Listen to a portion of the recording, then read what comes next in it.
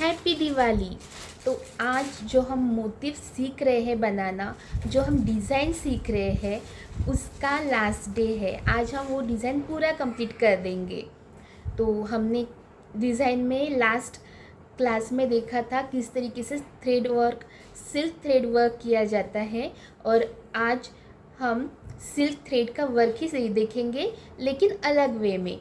जो हमने पिछली प्रीवियस क्लास में देखा था, जिस तरीके से किया था, उससे थोड़ा अलग है आज का वर्क। तो चलिए जल्दी से स्टार्ट करते हैं क्लास को, और हमारा जो डिज़ाइन है उसे आज पूरा कर देते हैं। प्रीवियस क्लास में हमारा इतना हो चुका था। देखिए, हमारा ऑलमोस्ट जो मोटिफ है वो रेडी है, बस अब यहाँ का पोर्शन कंप्लीट करना है। तो ये कैसे किया हमने, ये थ्रेड वर्क है, सिल्क थ्रेड वर्क, वो भी हमने सीखा हुआ है। यहाँ पे मैंने बताया था थोड़ा, और उसके बाद सेम वैसे ही मैंने ये तीनों कर लिए, और ये भी। अब इसके बाद यहाँ की बारी आती है। तो यहाँ पे हम जो वर्क कर रहे हैं वही वर्क हमने चोच में किया हुआ है, और ये मैंने क्लासेस में सिखाया हुआ भी है। तो यहाँ पे हम करेंगे सिल्क थ्रेड का ही वर्क, लेकिन चेन स्टिच के साथ। तो सबसे पहले हमें ले लेना है सिल्क थ्रेड, और हमारी बेसिक जो नीडल है वो नीडल टुलिप जापान 24 0.4 mm की। और अब इस थ्रेड को गार्ड भी लगा ली है, और अब ये गार्ड नीचे जाएगी, और हमारा वर्क स्टार्ट हो जाएगा। यहाँ पे जरी का वर्क कंप्लीट होता है, और यहाँ से ही हमें नीडल को इंसर्ट करना है और इस थ्रेड को बाहर निकाल लेना है। देखिए, कुछ इस तरीके से सेम ये वर्क मैंने लिया हुआ है, सेम वैसे ही हमें ये वर्क करना है।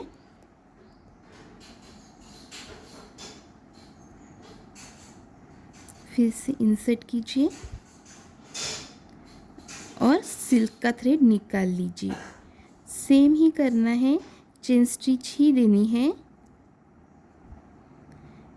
लेकिन थोड़ा संभल के, क्योंकि जो सिल्क के थ्रेड होते हैं वो नाजुक होते हैं। तो आपको अगर ऐसा लगे कि ये बहुत बड़ा आ रहा है, उसे नीचे छोड़ दीजिए, क्योंकि क्या होगा, इतना सब डिज़ाइन करने के बाद जब हम खींचते हैं तो दूसरे धागे भी साथ में आ जाती है। देखिए, ये दूसरे धागे साथ में आ रहे हैं। अब ये जो वर्क मैंने यहाँ किया हुआ है, इसके जो नीचे के थ्रेड है वो भी इसके साथ आ रहे हैं। तो हमें ध्यान से करना होता है ये वर्क, ताकि कोई और थ्रेड हमारे इसमें ना आ पाए। तो ये सब कुछ जिस तरीके से आप नीचे पकड़ते हैं उस पर डिपेंड होता है। अब यहाँ पे हमारी एक लाइन जो है वो कंप्लीट हो चुकी है। तो हम यहाँ पे थोड़ा सा बाजू में एक चेन स्टिच देंगे। देखिए, उसी के बाजू में हमें चेन स्टिच देनी है।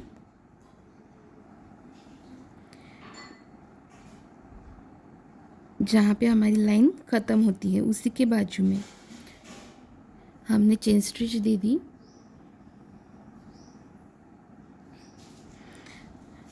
और फिर ये लाइन शुरू करते हैं। ये वाली जो लाइन है दूसरी, वो हम यहाँ से शुरू करेंगे। बहुत ही धीरे धीरे ये वर्क आपको करना है, क्योंकि सिल्क का जो चेन स्टिच होता है उसे करने में थोड़ा वक्त लगता है, क्योंकि सिल्क के जो धागे होते हैं वो थोड़े से नाजुक होते हैं। इतना हो गया है हमारा। यहाँ पे हमने सीधी सीधी देखिए लाइन दिख रही होगी आपको, जो हमने किया है वर्क उसमें लाइन दिख रही है। लेकिन अब यहाँ पे हम स्टिच लगा रहे हैं, तो देखिए यहाँ पे कोई लाइन नहीं दिखी है, प्लेन वर्क दिखेगा एक तरीके से। तो हमें यहाँ पे वैसे ही प्लेन वर्क करना है। बहुत ही बारीकी से इसे करिएगा, क्योंकि सिल्क के थ्रेड जल्दी से टूट जाते हैं। तो इसे करने में हमें जल्दी नहीं करनी चाहिए, ख़ास तौर पे जब बिगिनर्स हो तब। और देखिए कितना भी बड़ा आ जाए कोई बात नहीं है, लूप हमारा बहुत बड़ा आ रहा है, उससे क्या होगा, अगर छोटा लूप रहेगा ना तो फिर से दिक्कत जाएगी, लेकिन बड़ा लूप में इतनी दिक्कत नहीं जाती है।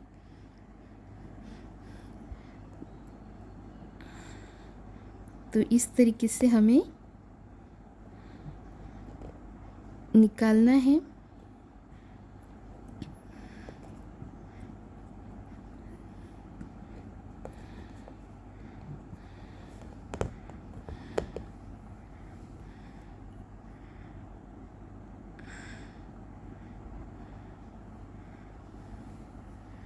और ये जो धागा है ना वो नीचे से स्ट्रेट ही रखिएगा ताकि जल्दी से निकल जाए।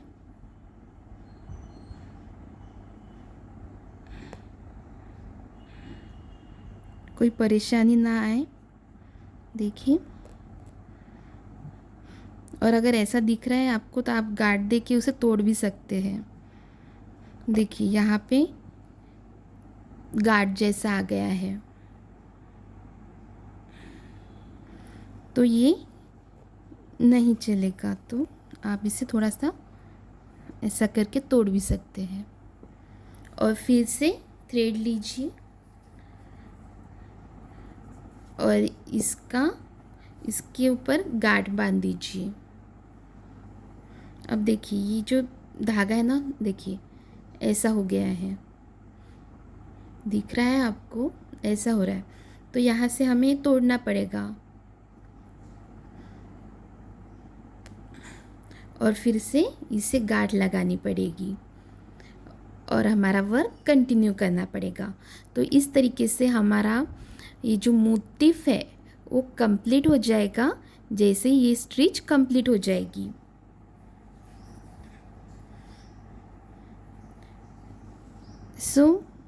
अगर आपको कोई भी क्वेरी रही, नहीं समझ में आया कुछ भी, तो आप मुझे बता सकते हैं, पूछ सकते हैं कमेंट करके। और ये जो वर्क है, अब ऐसा भी कमेंट आया था मुझे कि आप ही ठीक से नहीं कर पा रहे हो, तो फिर कैसे सिखाओगे आगे। तो देखिए जो एकदम परफेक्ट है वो आपको गलतियों से नहीं सिखा पाएंगे। बहुत ही कम ऐसे लोग होंगे जो गलतियों से सिखा पाएंगे। और मैं जैसे सिखा रही हूँ तो देखिए इसमें गलतियाँ हो रही है और हम गलतियों से सीख रहे हैं कि ऐसा नहीं करना चाहिए, ऐसा करना चाहिए, ऐसा हम गलती से सीख रहे हैं। और अगर एकदम प्रोफेशनल जैसा मैं सिखा दूँगी तो फिर गलतियाँ नहीं पकड़ी जाएंगी और वो फास्ट भी हो जाएगा, बहुत फास्ट हो जाएगा वो, और नहीं समझ में आएगा। जैसे हमारा एक क्लास मैंने लिया था स्लीव्स मेज़रमेंट का, उसमें ऐसा ही हुआ था। मैंने इतना फास्ट सिखा दिया, फिर जब मैंने खुद से वो क्लास देखी तब ध्यान में आया कि नहीं, इतना फास्ट सिखाएंगे तो समझ में नहीं आएगा आगे वालों की। हमें उनके साथ चलना है जो गलतियाँ करेंगी, जो बहुत ही ज़्यादा बिगिनर्स हैं और उनको कोई भी नॉलेज नहीं है। तो उनके साथ कैसे मीन्स वो जब करेंगे तो उनको क्या क्या प्रॉब्लम आ सकती है, वो सब देखते हुए हमें ये वर्क करना है। ऐसा ही हम सीख रहे हैं।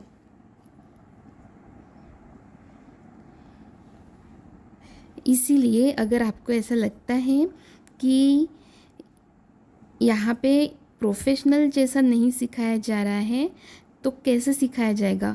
हम एक दिन में प्रोफेशनल नहीं ना बन सकते, तो एक दिन में हम इतना परफेक्ट नहीं सीख पाएंगे।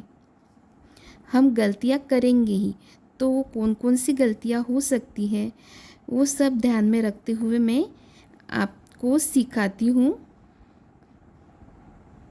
देखिए, कभी कभी ये जो धागा है वो ऊपर ही नहीं आता। क्यों नहीं आता? क्योंकि हमारी जो नीडल है वो हमने उल्टी पकड़ के रखी हुई होती है और वो हमारे ध्यान में नहीं आता। इसलिए मैं बार बार आपसे कहती हूँ कि जब भी आपको ऐसा लगे कि धागा नहीं निकल रहा है, नीडल की तरफ देखिए। नीडल कैसी पकड़ी है हमने? सही है, सही डायरेक्शन वाली है या हमने गलत पकड़ ली है?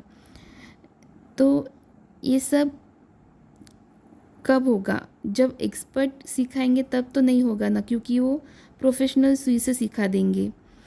और अगर आपको बिगिनर्स से अच्छे से सीखना है तो आप इस सुई को ज़रूर से यूज़ कीजिए, क्योंकि ये बिगिनर्स लेवल के लिए बहुत ही अच्छी है।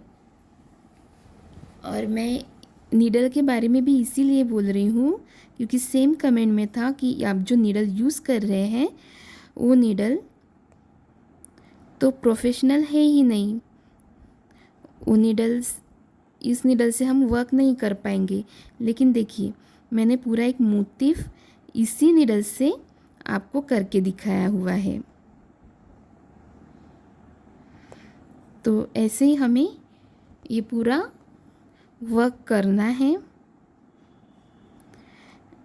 आपको प्रोफेशनल नीडल्स इसके लिए यूज़ करनी हो आप ज़रूर कर सकते हैं, लेकिन अगर आप बिगिनर्स हैं, आपको नहीं आता है आरी वर्क, तो मैं सजेस्ट करूँगी कि आप यही नीडल यूज़ कीजिए, क्योंकि ये पकड़ने में आसान जाती है और स्टील की है। ज़्यादा गलतियाँ भी होगी तो बेसिक नीडल है, इसमें संभल जाएगा उस नीडल की, प्रोफेशनल नीडल के हिसाब से कंपेयर करके। तो ऐसा है, फिर आपको जब अच्छे से आ जाएगा तो आप प्रोफेशनल नीडल यूज़ कर सकते हैं। लेकिन बिगिनर्स है तो आप यही नीडल्स यूज़ कीजिए। देखिए, इतना हमारा हो चुका है। जब ये पूरा कंप्लीट हो जाएगा तब हमारा मोटिफ अच्छे से दिखेगा।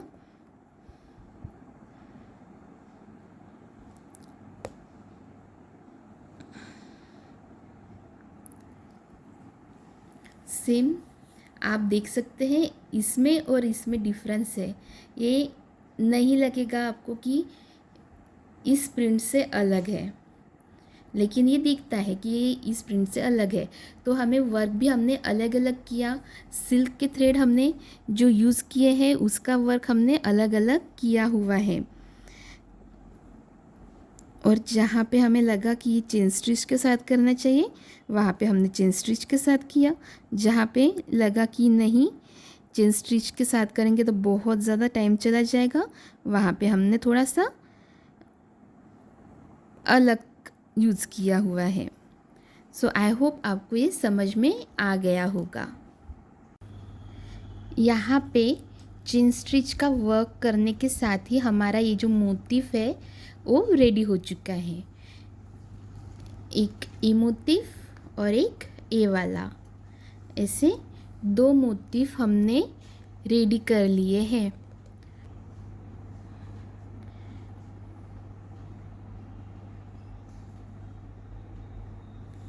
यहाँ पे कंप्लीट होते हैं।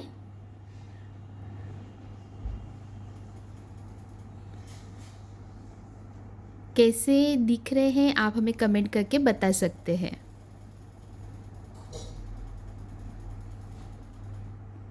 आई होप आपको समझ में आ गया होगा किस तरीके से ये डिज़ाइन हमने क्रिएट की हुई है। इनिशियल स्टेज से लेकर पूरा डिज़ाइन हमने क्रिएट कर लिया, वो भी आसान तरीके से।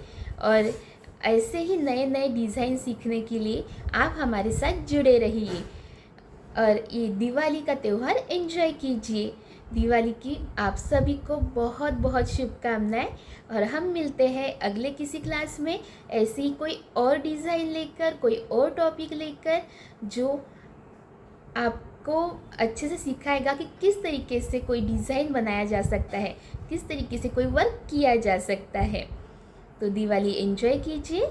आप सभी को दिवाली की हार्दिक शुभकामनाएं और राधे राधे।